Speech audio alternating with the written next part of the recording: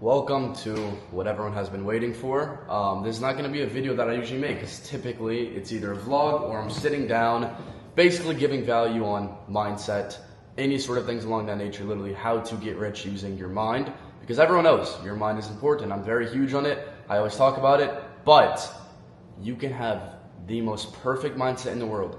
If you do not have a good business model to get you rich, you're not going to get rich. And basically, I'm coming on here explaining my whole business model, my whole story, and how basically I got rich not only from my mindset, but because I have the best business model in the world. And it dates back to when I was 14 years old. When I was 14 years old, I got into online business somehow, right?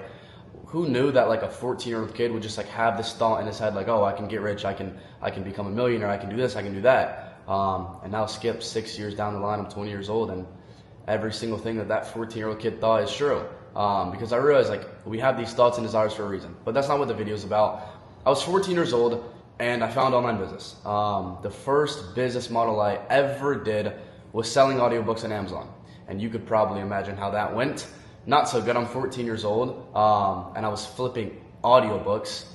No clue about what it even was at all. Made $0. Next, I went and moved on to the dropshipping, the e-com, the flashy business model that every single person online is going to show, telling you it's so easy, it's this, it's that. Well, let me tell you, that's not the case because I tried to do it for a year and a half of my life.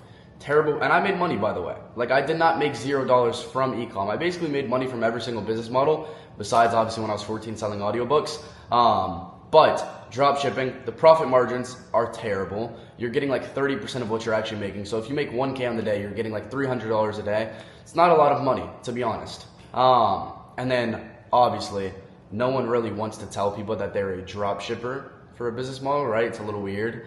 I mean, obviously anything can get you rich. I'm not saying that there's one specific business model that's like the greatest. Like, I love mine, and I'm going to get into exactly why I love my business model and what makes it so special and how it built me as a person. Because yes, like, I got rich because I have a great mindset, but I got rich because of high ticket sales, and high ticket sales is the thing that actually made my mindset like where it's at today. Like, it got me there. Like, literally doing high ticket sales is the reason I have the mind that I have, and I'll explain that in a second. But onto the e-com, you're going to lose money before you make money. You're going to lose on 100 products before you finally find the one product that might just change your life. It's a gamble. Same with trading. It's the same thing. You're going to lose money for 30 years of your life before you make money. Do you want to do that? Life is about positioning. You're supposed to position yourself in the best position possible. So I was a person where I'm like, okay, I tried these business models. I realized they didn't work. I pivoted quick. I'm not someone that's just going to sit here and just keep trying and trying and trying, knowing it's not the highest case of probability. I want to do something that I know has the best ROI, which was high ticket sales, right? So after the e-com, I was working at a golf course when I was 16 years old. And I hated it. I never liked getting told what to do for whatever reason. Like, I did not like to feel another man say, you have to do this, you have to do that, especially getting screamed at by 50-year-olds that hate their lives when I'm a 16-year-old kid. I was like, no, this is not for me. And this is what made me even more certain that this is the life that I wanted to live, the life that I'm living now. And the thing is, I was 16 and I was sitting, I remember like still exactly where it was, like the cart barn of the golf course, like it's where all the golf carts get parked. And I was sitting there and I was reading Rich Dad Poor Dad. And I wouldn't recommend reading the book, obviously, but for a kid like me when I was 16 years old, it was pretty good. And I read it and I was like, wow, I need to get rich now. Because there's a lot of things in my life that had happened to where like I had to step up, I had to be the man, I had to get rich, which one day I'll talk about that part of my life. And I found something called high ticket sales. And basically, when NFTs were popping, maybe some of y'all know the story or not, when NFTs were popping, I had a friend who reached out to me and he's like, hey, he was actually younger than me at the time, running an NFT promotion company. He was 14 years old, I was 16. Imagine a 14-year-old kid making this much money. You are no different. You can make this much money too. But essentially, he was promoting people's NFT projects. So I had to basically close a deal on if they wanted to work with us for us to promote their NFT project through Twitter, either a post, a retweet, things along that nature. And keep in mind, people were paying $3,000 to $15,000 for all of this. Like, it wasn't some cheap stuff. It wasn't like I was selling to kids. These were 30 and 40-year-olds. And I was never a person, like, when people hear the word high ticket sales, when they hear sales, they get nervous, they get scared. It's not like you're some sleazy car salesman and stuff like that. It's way different. And how I started is a lot harder than what I do now. What I do now is so much easier than how I started in sales. And yes, I made a lot of money. I made $150,000 in my first 5 months doing high ticket sales. But when you hear the word sales, it might sound a little scary to you, but I was never someone that liked to speak to people. I hated talking to people. I would sit and work. I wouldn't like to talk to anyone. In school, I didn't like to talk to anyone. I was not an extroverted person now. And now you'll see me online, you're like, oh my gosh, like how does Hudson speak this well? Well, it's because of this. Like I can go on and I could talk for hours on end without stopping simply because I've done sales for the last 4 years of my life. So I finally found a business model that actually works. Like I hate to say this, but in my opinion, obviously, because it got me to where I'm at, it is the best business model. You're not going to lose money before you make money. And that's the thing that I hate, because a lot of people, they don't have the most money. They don't have infinite money to just spend and lose before they finally make money, right? So I found something where I didn't have to lose money. I could not afford to lose money. I didn't have money when I was 16. I was getting paid $7.25. Minimum wage in Texas is what I was getting paid working at that golf course. It's funny because I actually just went back there and played golf. So it felt cool, like going back to my old job, seeing like my old bosses and stuff. It's a great feeling. But essentially, high ticket sales is a business model where obviously what I did then for the NFT promos is not what I do now. Because NFTs died. So I was like, okay, what is the next play, right? I was making a lot of money, but it was completely dead. So I was like, what is the next play? And I found all these influencers selling programs. They teach people how to get into trading. They teach people how to get into drop shipping. Maybe a fitness coach teaching people how to get in shape. But let's stick to info products. Anyone who sells information online, whether they sell coaching programs, whether they sell mentorship programs, that's what I went to. I was like, all of these people are selling their programs ranging from like $5,000 to like $10,000. I was like, okay, what if I could just go close people for their programs? Because they don't have time to take their sales calls, obviously. They're busy. They're not going to sit, they're making content, they're helping their students. They don't have time to sit on and take their sales calls, closing people into the program. And it's cool. What's something that's really cool is I've always wanted to inspire people. I always wanted to help people. I would never be posting on social media inspiring the thousands of people that are watching this if I never got into sales. Because sales was something where I was like, this is something that I'm doing, changing people's lives, making them actually make the right decision that they have to make, like joining a program for once. Because bro, people have wanted to make money for years of their life and they haven't. Well, what if they had someone that already went through the failures? Then they don't have to fail. So I was like, I'm literally guiding these people, showing them what they should be doing, taking the steps in the right direction, and like literally switching their mindset on the call in order for them to get a good life. So I was like, wow, I get to help people, but I wanted to help people in a mass influence scale, right? Which is exactly why I'm doing what I'm doing right now. And it's why I started posting on social media in the first place. I would never be here, mindset-wise, speaking-wise, if it was not for sales. That's why it's the coolest business model. It's human psychology. It's so cool. It's a great thing. And everyone should learn about the human mind. Obviously, you don't have to like literally close people, like learning about the human mind. I know salesmen that they don't know the stuff that I know, but they're still good. I don't like to call it a salesman, but you get the point. But basically, I switched over to info, and I was closing prospects into people's coaching programs, mentorships, whatever it was. And you get a 10% commission as a closer. So if you're closing, let's say 2, right? You'll probably take like 5 calls a day. If you're closing 2 out of 5 people on a $5,000 program, that's $1,000 a day. If you're only closing 2 out of the 5, which is not even a 50% close rate, that's not even good. It's way easier than that. But you get the point. That would be a $30K month if you did that every single day of your life. And you want to know why it's not talked about enough? Because people like to go to the flashy business models that people are promoting online, right? They're in a little rented Lamborghini. Hey, my business model, dropshipper, I'm e-com, I'm this. People get sold the dream. They get sold the lifestyle. That is not what I'm here to do at all. I want to give you real value. I want to show you what got me from where I was at when I was that 14-year-old kid that wanted to make money, that wanted to do online business, then to being 16 and making 6 figures. Then I dropped out of high school when I was 17 years old. So for the last 4 years of my life, I have been obviously closing people into programs. And now I do something into like a more advanced scale, still in the same industry, still along the lines of like the same thing, but a little different. But essentially, that's what it is. It's a 30 to 45 minute Zoom, Google Meet, closing prospects into program. And I want to show y'all how the whole process works. Literally from A to Z, I want to show you how simple it is. Like, first off, obviously, you have to find someone to actually close for, right? You have to find someone that you actually can sell for, which is through outreach online. Because think about how many millions of influencers that you see online posting their lifestyle, giving value. Well, some don't give value, to be honest. Some just show their lifestyle. But all those people online that you look up to, I'm sure you watch millions of them online when you're doom scrolling on your TikTok, right? Imagine if you could just send them a DM, hey, are you looking for a closer? And then bam, all of a sudden you're closing deals for them, making $1,000 a day just like that from one simple DM, which I'll go over. But that's actually how to find someone to close for. It's all through outreach. It's literally a simple DM that takes you 10 seconds to do. And from there, obviously, there's advanced sales training to learn. You have to learn objection handling, discovery, all this good type of stuff, which I'm about to give you some real value. I just wanted to come on here before I actually give like the real value to talk about obviously what got me in the mindset that I'm in now. Because I know if y'all watch my other YouTube videos, I'm the biggest on mindset ever. I did not have this mindset before sales. Sales was something where I was like, I'm changing people's lives by making them see like life in a different perspective. Now imagine if I can make millions of people like y'all watching in this different perspective. And it's a good thing because if you do actually get into high ticket closing and you become a closer, you're doing what I've been doing for the last 4 years. You are helping people, and then maybe one day you can do what I'm doing. You can speak like me. You can talk like me. You can live the life like me. That's the end goal, right?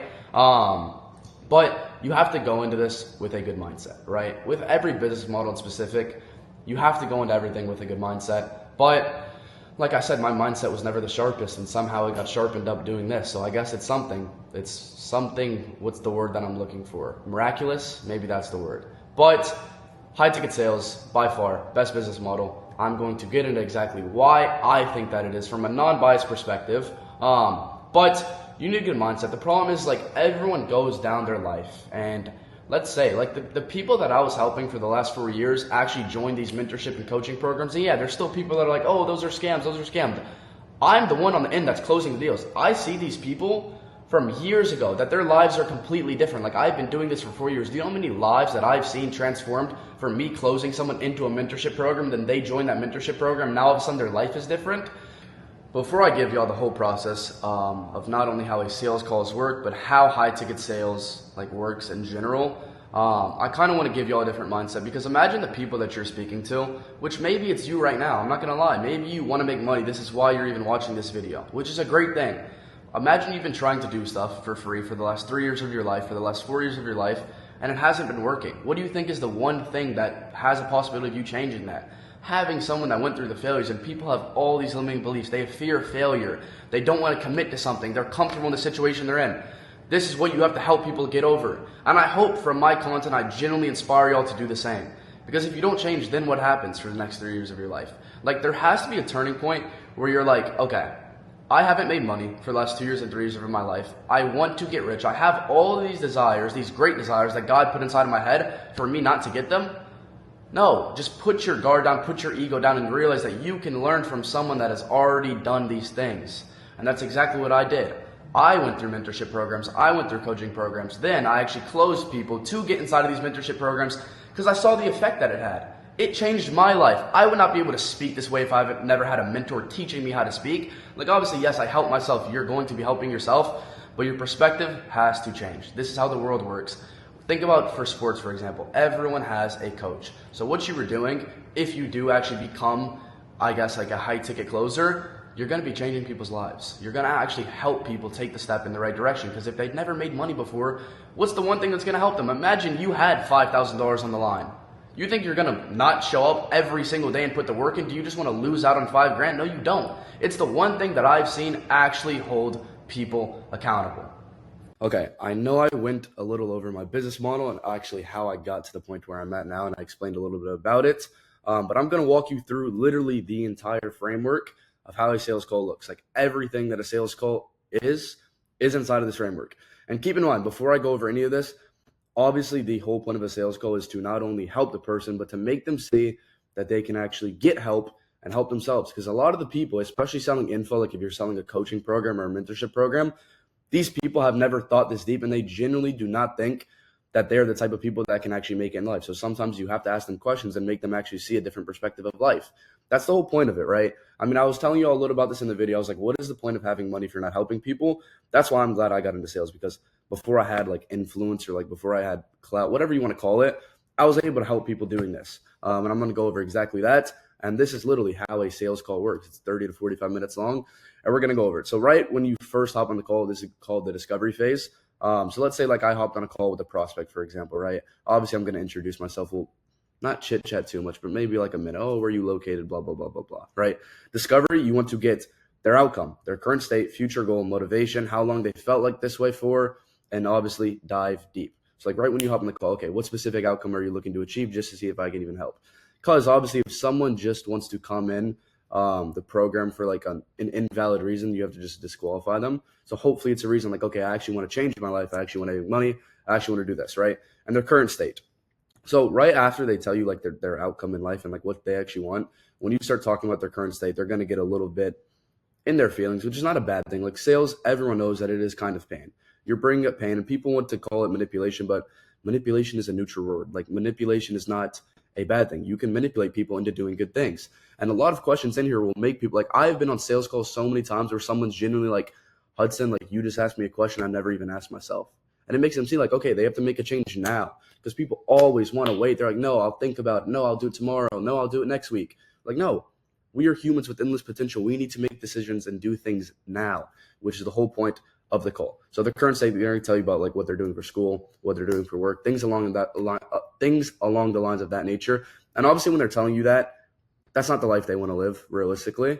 And obviously you're going to get their future state and their actual goal as well. So like you're kind of going from bad to good to bad again, because they're like, holy shit, like I want 10K a month. I want this. I don't have it, right? So what's the biggest motivation behind the outcome? Like, why do you want the things that you want? And they're going to tell you, and they're going to be like, holy shit, like I have all these great things that I want money for, and I still haven't accomplished it yet. And typically it's sad because a lot of the times, like when you ask someone like how long they've wanted to like, whatever their goal is, XYZ, however long they've wanted that for, it's like a 3-4 year time gap. Like they have not like took action in years, which is sad. But what have they tried in the last time gap? So let's say they've tried nothing. Well, first off, you would ask like, okay, well, how long have you wanted to do this for? Blah, blah, blah. They're like, okay, like 4 years, right? So, okay, well, what have you tried inside of that 4 years, right? To get XYZ outcome. And they're like, okay, I've tried nothing. So for 4 years, you've tried nothing. This is when we split ways. If they say nothing, you take them on the why, right? Because you're like, okay, why has someone, especially a human that has all these goals, that was given a desire in his head, actually not getting the things that he wants? Like generally, if you're watching this video and you haven't tried anything, why? I want me to take you through the sales call and you like answer these questions for yourself. But look for an objection if they say nothing, which is obviously like, okay, I didn't have the time, which is obviously a smokescreen. That's not a real objection. Every single person has the time.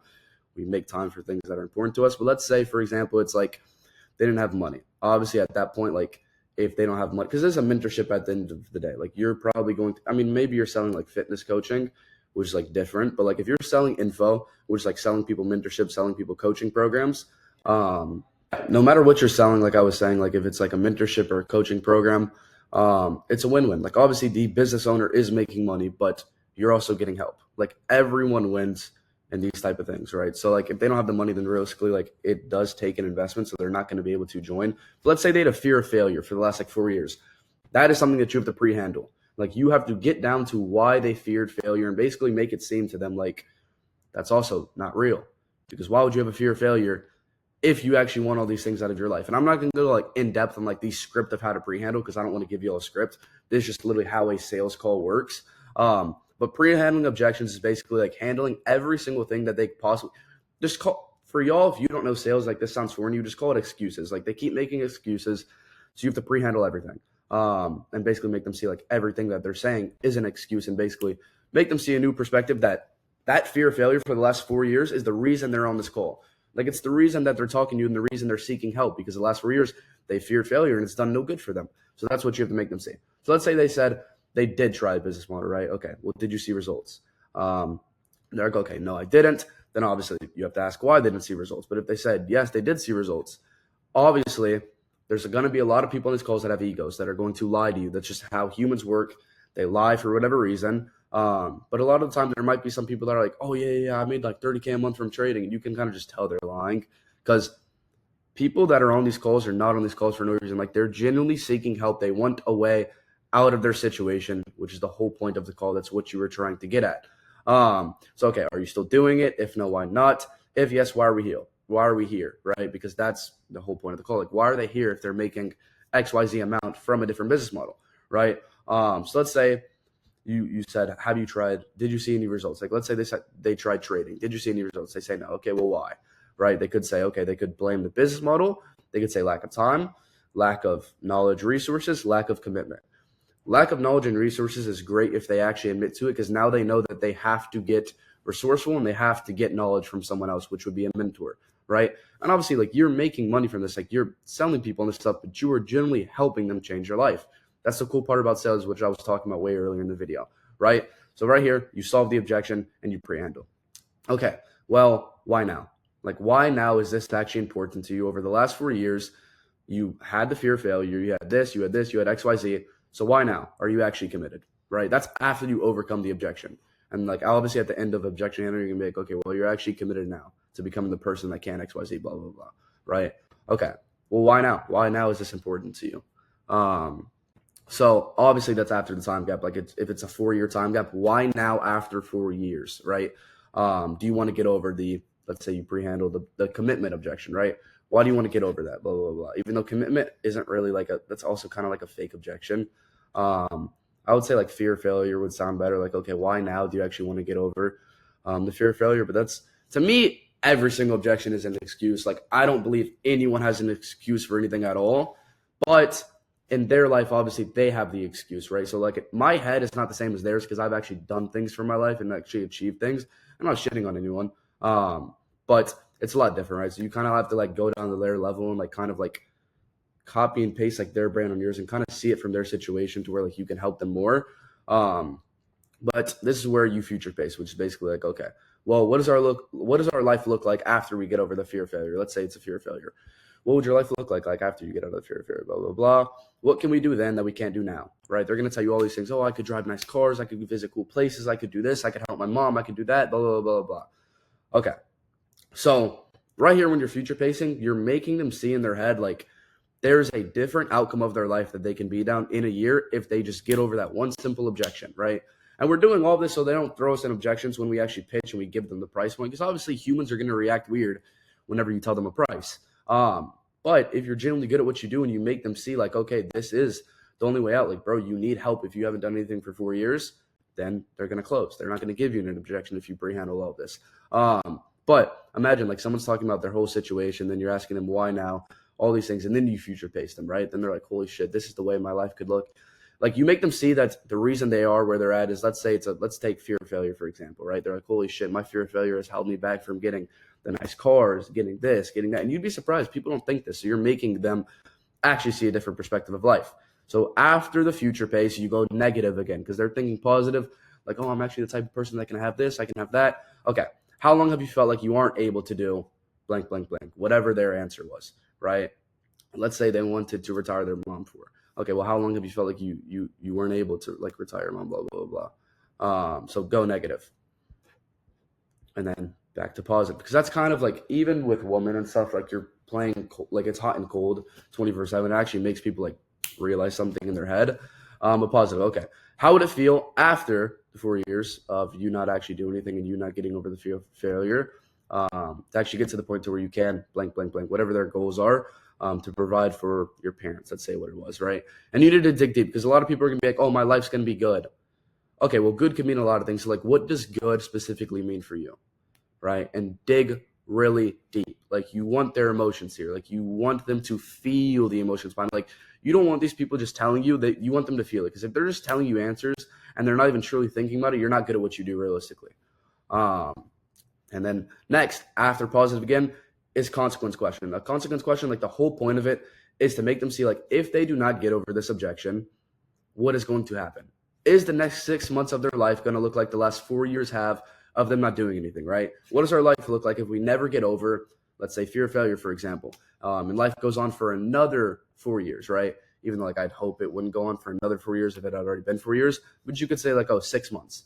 Like, generally, anyone that's watching this video, like, if you keep going down the same path that you're on, what is your life going to look like? Like, let's say, like, you watching this video, you're lost. You want to have a business model. You actually want to make money. You want to, let's just say, like, live an actual good life, right? Because a lot of people don't live good lives, right? Like, what happens? I'm going to ask you. Like, I want you watching this to answer this question, because just to show you how much this stuff works. Like, what happens if you watching this, your life goes on for another year like it has the last 3 years? What's going to happen? You're not going to get anything that you want out of life at all. So obviously you're going to dig deep. How would that actually make you feel? Why? Blah, blah, blah, blah, blah. Right. And I know it's already been 4 years. How much longer do you want this to go on for? And obviously, like, this is not like a copy and paste of what to say. Like, I'll be brutally honest, like, this is not a copy and paste what to say because you're supposed to be having genuine conversations. Like, you're not following the script. This is not a script. This isn't even really a framework. Like, this kind of just shows, like, the order of things. But this is not a copy and paste wording to use. You're going to be having genuine conversations with people. So, like, it's going to be a lot different. It's going to look a lot smoother. And obviously, it ties to their situation. Like, every time I say XYZ, that's whatever answer they give, right? If any answer besides no longer, I want this done yesterday, I don't want any more, then obviously you're going to have to like keep going. Because let's say like they're like, okay, well, how much longer do you want this to go on for? And they give you another objection, be like, well, I mean, like I have like school for another like 2 months, so I feel like after the 2 months, blah blah blah, bam. Now you have to handle that again. That's another thing that you have to pre-handle that objection. Okay, so are you finally going to commit? Yes or no? And the next question would be, okay, do you want our team's help to hold you accountable to you and your goals? Yes or no? And obviously they're going to say yes. I don't think anyone on the call has ever said no.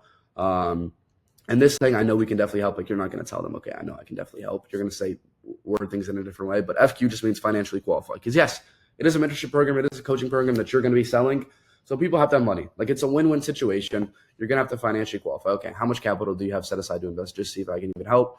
Because blah, blah, blah, blah. Even though they should be already I don't know people's processes, but they should be financially qualified already coming onto this call. Like, everyone that you're speaking to, like, already has money. Everyone that you're speaking to is already interested. That's why they're on the call. That's why it's so easy. Sales is so easy, right? You explain the business model because a lot of people are new. You'll probably be selling like biz ops and B2C and stuff. And then bam, you pitch. But you have to financially qualify before the pitch. Like, you have to make sure that you're not just going to pitch for no reason because the pitch takes a while. And a pitch is basically like any offer that you're on.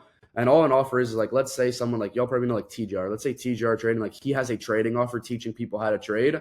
Like he would have a pitch for his trading offer for like his closers to like go over, okay, this is what's included here, blah, blah, blah, screen share their screen and walk them through absolutely everything. But this is literally the format of how a sales call works. And yeah, all it is to actually make people see a different perspective out of their life because a lot of people don't think these things. These questions that you're going to be asking these people, they've never thought this deep. Like I told you earlier, the people have been like, Hudson, I've never thought this like before ever. And then a month later, they come back and they thank me. Thank you. You changed my life. You saved me. Blah, blah, blah, blah, blah.